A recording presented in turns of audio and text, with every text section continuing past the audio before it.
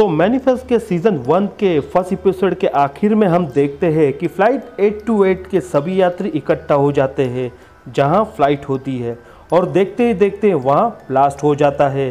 तभी हमें मिशेल की वॉइस ओवर सुनाई देती है कि ये कहानी का अंत नहीं है, अभी तो ये बस शुरुआत है। और इसी के साथ एपिसोड फर्स्ट की कहानी ख़त्म हो जाती है। अब आगे। उससे पहले अगर आप इस चैनल के ऊपर नए आए हो तो प्लीज़ चैनल को सब्सक्राइब कर लेना ताकि आने वाली वीडियो की नोटिफिकेशन आपको तुरंत मिल जाए। तो बिना वक्त ज़ाया किए कहानी को शुरुआत करते हैं।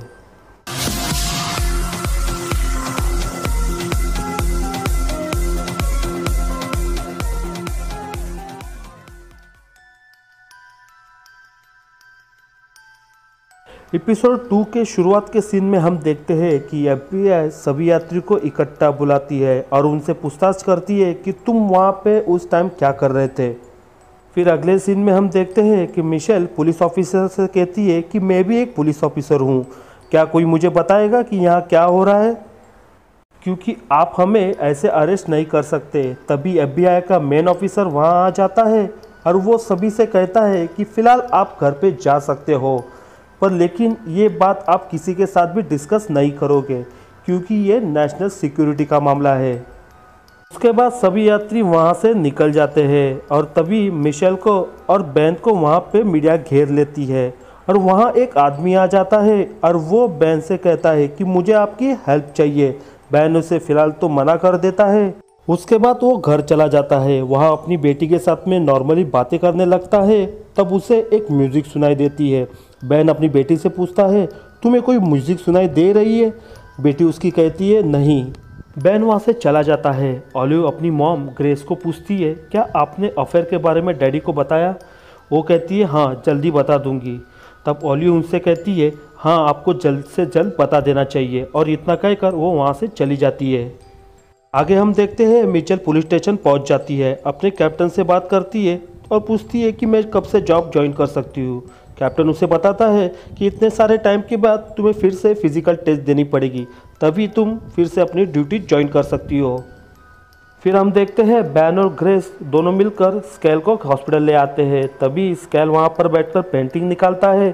तब वहाँ सैनवी आ जाती है और स्केल को लेकर चली जाती है। ग्रेस को किसी का तो बार बार कॉल आते रहता है और वो उसे कट कर देती है। ये देखकर बैन उसे पूछता है कि कॉल किसका है। तब वो उसे ऑफिशियल वर्क का कॉल बोलकर वहाँ से टॉपिक चेंज कर देती है। बैन वहाँ से चला जाता है। तभी भीड़ में उसे सेम म्यूज़िक सुनाई देती है। तब वो भीड़ में से एक लेडी को पूछता है क्या आपने कुछ सुना, और वो लेडी उसे मना कर देती है। फिर बैन उसी म्यूज़िक को फॉलो करते करते वो वही आदमी के पास पहुँच जाता है जिसने बैन से हेल्प मांगी थी, और उसे भी एहसास हो जाता है कि मेरी हेल्प करने कोई तो आया है और उसका नाम होता है रेड। वो फिर से बैन के पास हेल्प मांगता है। बैन उसे पूछता है कि क्या तुम्हें भी कोई आवाज़ आती है? रेड उसे कहता है हाँ मुझे भी आती है। तब रेड उसे कहता है कि ये कोई इत्तेफाक नहीं हो सकता, तुम्हें मेरे लिए हेल्प के लिए बुलाया गया है। बैन को कुछ समझ नहीं आता और वो हेल्प के लिए रेडी हो जाता है। तभी रेड उसे बताता है कि मेरा बेटा एडियो जेल में बंद है और मुझे उसे मिलना है। रेड अच्छी तरह से जानता है कि बैन की सिस्टर पुलिस ऑफिसर है। बैन मिशेल को सारी बातें फ़ोन पर एक्सप्लेन कर देता है। मिशेल उनका काम कर देती है। फिर बैन और रेड दोनों मिलकर एडियो से मिलने पुलिस स्टेशन जाते हैं। वहाँ एडियो अपने पापा रेड से कहता है कि मैं इनोसेंट हूँ। तब हमें पता चलता है कि एडियो जिस ज्वेलरी शॉप में काम कर रहा था वहाँ एक लॉबरी हो चुकी है, और एडियो पे इल्ज़ाम था कि ये लॉबरी उसी ने की है। तब बैन उसे प्रॉमिस करता है कि इसकी छानबीन वो खुद करेगा। फिर हम देखते हैं बैन और रेड उसी ज्वेलरी शॉप में जाते हैं जहाँ लॉबरी हुई थी। ज्वेलरी का ओनर उन्हें देखकर कहता है कि उसे सज़ा ज़रूर होगी। उनका लड़का बीच में आ जाता है और वो उनसे कहता है कि एडियो ने जो भी डॉक्यूमेंट दिए थे सारे के सारे फेक निकले, जिस कारण ये पूरा शक उस पर जाता है। दूसरी तरफ हम देखते हैं पुलिस स्टेशन में मिशेल अपना शूटिंग बोर्ड चेक कर रही होती है। तब उसे पता चलता है कि ऐसे परफॉर्मेंस से उसका कुछ भी नहीं होने वाला। वहाँ जैरेड आ जाता है। तभी उन दोनों बीच में बात करने लग जाते हैं। जैरेड सभी गलतियों के लिए एक बार फिर से माफ़ी मांगता है और वो उसे कहता है तुम अपने सबसे अच्छी बेस्ट फ्रेंड के साथ ऐसे क्यों कर रही हो, वो तो तुम्हारी अच्छी बेस्ट फ्रेंड है। मिशेल उसे कहती है कि मेरे दिल में उसके लिए ऐसा कुछ भी नहीं है। मैंने तो उसे कब का माफ़ कर दिया है। अगले सीन में हम देखते हैं एफबीआई के सारे रिसर्चर टीम फ्लाइट 828 के मिस्ट्री के ऊपर डिस्कस कर रहे होते हैं। तभी उनमें से एक जन कहता है कि हमें सभी पैसेंजर के ऊपर नज़र रखनी चाहिए, खास करके उन पैसेंजर के ऊपर जो ब्लास्ट के टाइम पे वहीं पर मौजूद थे। फिर हम देखते हैं कि ग्रेस किसी के साथ बात कर रही होती है और उसके बातों पे से ऐसा लगता है कि वो अपने एक्स बॉयफ्रेंड के साथ बात कर रही है। उसकी ये सारी बातें मिशेल सुन लेती है। मिशेल उससे पूछती है कि ये तुम्हारे अफेयर के बारे में बैन को पता है? ग्रेस उसे कहती है कि ये किसी को भी पता नहीं है। मिशेल उसे ज़ोर से चिल्लाती है और वो उसे कहती है कि तुम बैन के साथ ऐसे कैसे कर सकते हो, वो तुम्हें कितना ज़्यादा प्यार करता है। ग्रेस भी उसे कहती है कि मैं भी बैन से ज़्यादा प्यार करती हूँ। मिशेल उसे कहती है कि तुम्हें बैन को सब कुछ सच सच बता देना चाहिए इससे पहले कि वो पता लगा ले, और इतना कहकर वो वहाँ से चली जाती है। आगे हम देखते हैं बैन और स्केल हॉस्पिटल में होते हैं। स्केल वहाँ बैठकर पेंटिंग निकालता है, तभी सैल्वी वहाँ आ जाती है। बैन उसे पूछता है क्या तुम्हें कोई म्यूज़िक सुनाई देती है? सैल्वी मना कर देती है। फिर वो आगे कहती है जब से मैं फ़्लाइट में से लौटी हूँ मुझे कुछ अजीब सा लग रहा है।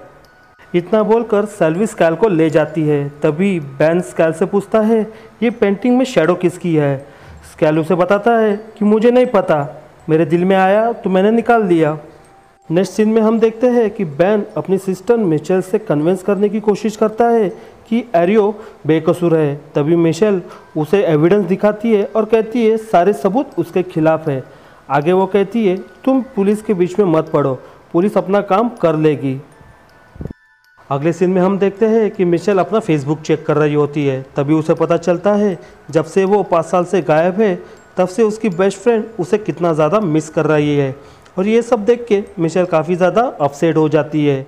ये सारी बातें वो अपने थेरेपिस्ट से करती है। थेरेपिस्ट उसे बताती है कि ये तो अच्छी बात है, तुम्हें उसे माफ़ कर देना चाहिए और उसे फिर से अपनी एक अच्छी फ्रेंड बना लेनी चाहिए। मिशेल इस चीज़ के लिए एग्री हो जाती है। फिर हम देखते हैं कि बैन और स्केल दोनों घर आ जाते हैं। तभी स्केल काफ़ी ज़्यादा उदास हो जाता है क्योंकि उसकी पुरानी चीज़ें मिल नहीं रही थी। स्केल की मॉम उसे समझाती है। उसके बाद ऑलिव अपने डैड बैन से कहती है कि हमें बाहर वॉक के लिए जाना चाहिए।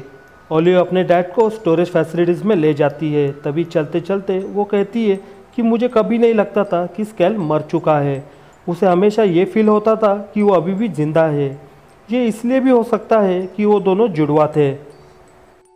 वो लोग स्टोरेज रूम खोलते हैं। वहाँ स्केल की और बैन की सारी चीज़ें रखी हुई होती है और वो लोग सारी चीज़ें कलेक्ट करने लगते हैं। तभी बैन का ध्यान उस स्कूबा ड्राइव किट पे जाता है।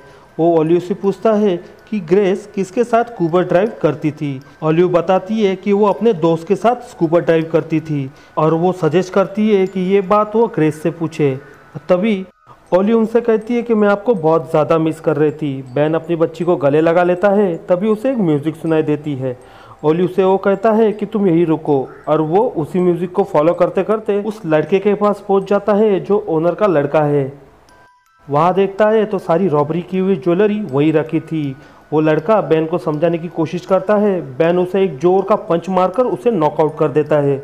बैन कॉल करता है पुलिस को और पकड़वा देता है उस लड़के को, जिस वजह से रेड का सन एडियो सभी चार्जेस से फ्री हो जाता है। वहीं पर मिशेल भी खड़ी होती है और बैन की तरफ देखती है। बैन उसे कहता है कि तुम्हें अभी भी मिरेकल पे भरोसा नहीं है, और इतना कहकर वो वहाँ से चला जाता है। फिर मिशेल को लॉरेंस के घर के बाहर देखते हैं, जहाँ वो फेसबुक के वीडियो के लिए थैंक्स कहती है। लॉरेंस उसे पूछती है क्या हम अभी भी फ्रेंड रह सकते हैं। मिशेल उसे कुछ नहीं कहती। मिशेल उसे शादी की ब्लेसिंग देती है। लॉरेंस को अच्छी तरह से पता था कि मिशेल जेडिथ के साथ शादी करने वाली थी। मिशेल उसे झूठ कहती है। वो कहती है कि मैं जेडिथ की रिंग उसे वापस करने वाली थी। मिशेल लॉरेंस को गले लगा लेती है। तभी हमें फ्लैशबैक का सीन दिखाया जाता है, जहां मिशेल अपने हाथ की रिंग देख रही होती है और वो फ़ोन के ऊपर शादी के लिए यस ही टाइप करने वाली होती है। उसी वक्त नेटवर्क चला जाता है, जिस वजह से वो सेंड किया हुआ मैसेज वो जेडिथ तक पहुंच नहीं पाता। दोस्तों, अगर आपने एपिसोड फर्स्ट नहीं देखा है तो आप उसे देख लीजिए। वहाँ पर मैंने एक्सप्लेन किया हुआ है कि मिशेल के मोबाइल का नेटवर्क क्यों चला गया था। लिंक आपको डिस्क्रिप्शन में मिल जाएगी। एनीवे, आगे बढ़ते हैं। अगले सीन में बैन घर आ जाता है और वो ग्रेस से कहता है कि मुझे नहीं पता कि ये क्या हो रहा है। बस मैं ये जानता हूँ कि मुझे एक जीने का दूसरा मौका मिल चुका है। और वो ग्रेस से कहता है कि मैं तुमसे बहुत ज़्यादा प्यार करता हूँ। फिर हमें जेरेड दिखता है, उसके डोर में मिचेला ने वापस की हुई रिंग मिल जाती है। फिर सीन चेंज हो जाता है, उसी औरत को दिखाया जाता है जिसने लाइव शो में गवर्नमेंट को दोषी ठहराया था और वो अपना ही इंटरव्यू रीब्रॉडकास्ट देख रही होती है। तो पीछे से शैडो आ जाती है और उसके टीवी के ऊपर उसके खून के छींटे उड़ जाते हैं। और इस तरह सीज़न 1 के सेकेंड एपिसोड की कहानी यही ख़त्म हो जाती है। आशा करता हूँ कि सीज़न 1 के सेकेंड एपिसोड की कहानी आपको अच्छी लगी होगी। अगर आपने सीज़न 1 के फर्स्ट एपिसोड की कहानी नहीं सुनी है तो डिस्क्रिप्शन में लिंक दी हुई है। और आने वाले सभी एपिसोड की कहानी जानने के लिए हमारे चैनल को सब्सक्राइब कर लीजिए। वीडियो अगर पसंद आया हो हमारे चैनल को सब्सक्राइब करना, बेल आइकन प्रेस करना, साथ ही लाइक, कमेंट और शेयर करना।